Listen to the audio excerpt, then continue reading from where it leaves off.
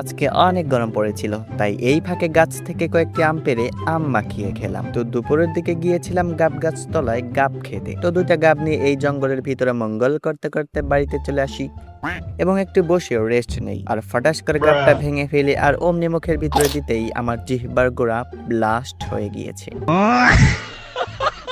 যাই হোক, এরপর আম মাখা খেতে মন চাইলো, তাই কোটাটা নিয়ে যাচ্ছি আম পাড়তে। এরপর উড়াদুরা আম গাছে বাড়ি শুরু করলাম, আর আমগুলো ফটাস করে পড়তে শুরু করলো। এরপর আমগুলো একসাথে করলাম ভাই রে ভাই। আম পাড়তে পারতে আমি ঘেমেই গিয়েছি।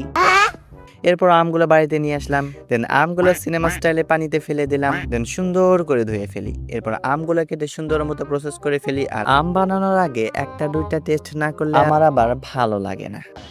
যাই হোক, এরপর সুন্দর করে আমগুলো মাখিয়ে বানিয়ে ফেললাম। আর যখনই আম একটুখানি মুখে দেই, কি টক রে বাবা। এরপর আবার সুন্দর করে চিনি দিয়ে মাখিয়ে আবার মুখে দিলাম। এবার ঠিক আছে। এবার ঠিক আছে। তো আমি আম মাখা খাই, তোমরা সাবস্ক্রাইব করো।